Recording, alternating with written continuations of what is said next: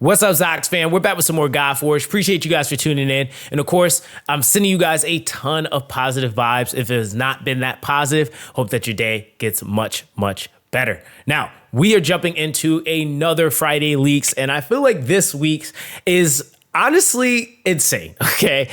This character is probably one of the most predominantly renowned characters in this specific mythology or within this lore or, faction, right?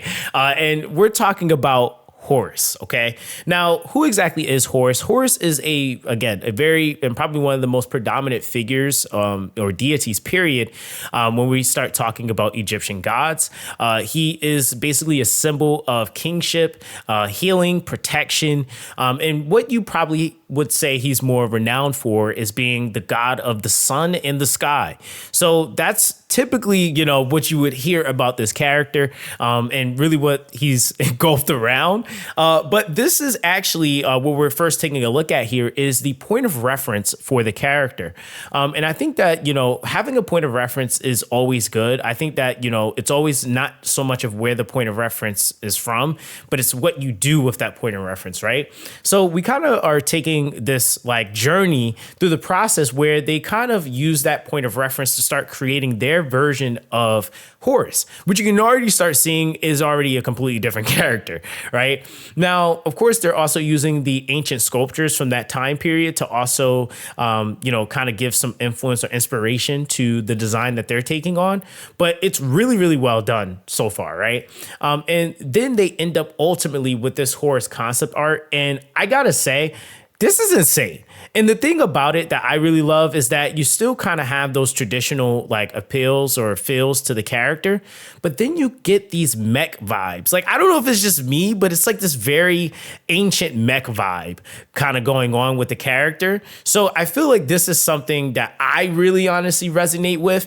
I can't really speak for everyone, but I really will say that this is definitely one of my favorite designs within the game, which there's a ton of them that I love, but this is definitely one of them that I really have come to like a lot.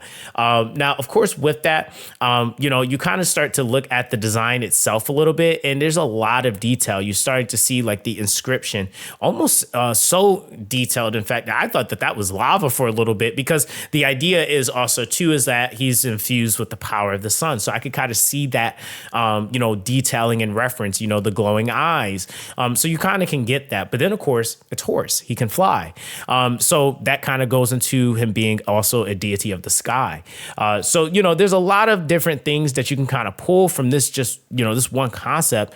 And I love the fact that he's so, he's so cladded in armor, but he also still, you see the abs, you see the, the arms, so you see he's a really, really in shape deity, right? Like, he's not scrawny, he's definitely in shape. Like I said, even down to like here where you kind of get to the headdress or the headpiece here, you see like there's the wrapping for like a scarf. So like you kind of see that, it's not revealing much more than what it needs to. So it's really, really cool to see the take here. Now, of course, going into some of the other concepts here, you kind of can see like how they started to kind of work on the weapon itself, kind of changing that to their own variation, kind of also going into the symbols for the character. So the Eye of Horus is also a very predominant symbol. A lot of people don't realize that this symbol is also used on the American dollar, right? So this is something that, it's just, again, it's a very, very predominantly utilized symbol. And you also have it to where here you kind of can see like the layering, right? So you kind of can see like without that backing of the wings and stuff, his back is more exposed. So it's really, really cool just to see overall, how they're kind of going about designing this character, right? So yeah, this is just, again, it's really, really well done. I love this design. We're starting to now shift into the 3D modeling. And with the 3D modeling, it's just really cool for me to see that they're matching the concept art so well to the 3D modeling. And that to me is a really hard thing to do. Like sometimes you'll play a game and the 3D modeling will look nothing like the concept art or vice versa, right? And so they've done a really good job with keeping that continuity there. So this looks already really, really good. good. And then we kind of get this finalized like finished product where you kind of can see like all of the different jewels, and you can see that different color, here on the beak here, which again is probably more than likely like some sort of jewel. And then you have that big tie-in where the eye itself is like an orange jewel. So you kind of have that tying into like his eyes and like the sun. And, it's just really, really cool how they have this set up. So yeah, this is definitely more of like a halberd. Like feel with like, this isn't like just like a spear. This is, it is definitely different. I know somebody's gonna be like, what's the difference? It's definitely different. So yeah, really, really cool to see. Now, of course, we're starting to now get into some animations, and you kind of start to see the character 3D rendered into the game. And of course, this layering, it definitely gives me kind of like, I forgot what the glass is called, but it's like a glass that you usually predominantly see in like Catholic churches and stuff like that. So that's something that I was like, okay, they actually did really well. And then even down to the neck part here, you can see that that's actually bandages, which actually makes a lot more sense because of mummification, right? So that makes a lot more sense to me. I was like, thought it was a scarf at first, but it's actually bandages, which is really sick.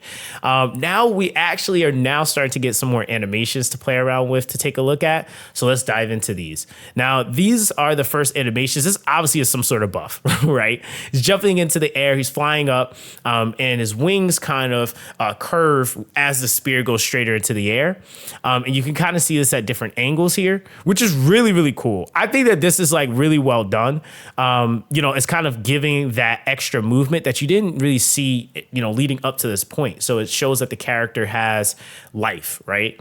And then of course, when we get into some more of like potential battle sequence oriented stuff, you now kind of can see an attack here where he's kind of going into the air, and then he comes down with like this spear strike, which is really, really cool. It's of course, to me, giving the feel that horse should be giving: high agility, impact. When we finally can see the impact frames, that's going to be absolutely insane.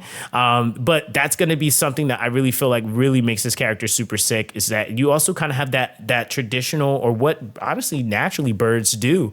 They like when they're diving, their wings come in. So you see that continuity is there. They've done their research. And so you kind of see that, right? Which is really good.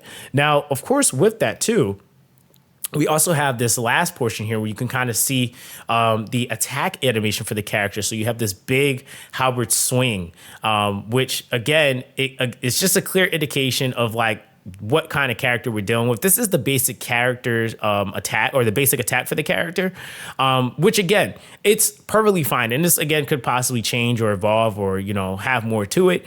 But again, for what it's worth, it's just a clean, straightforward slash, because he's already doing so much other flashy stuff in the other skills, right? So I feel like what they've brought to the table so far for this week's Friday Leaks has been super, super good.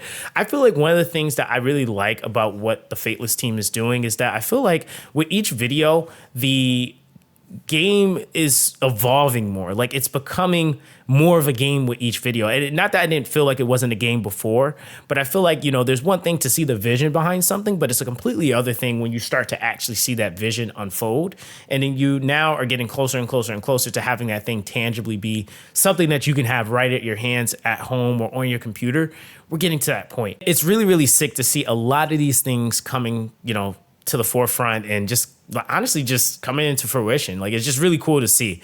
So that's going to be that for this week's Friday Leaks, guys. Let me know what you guys think in the comment section down below. I feel like this is an absolutely disgusting, insane, cool design. But let me know what you guys think. Everyone, stay blessed, and I'll catch you guys in the next video.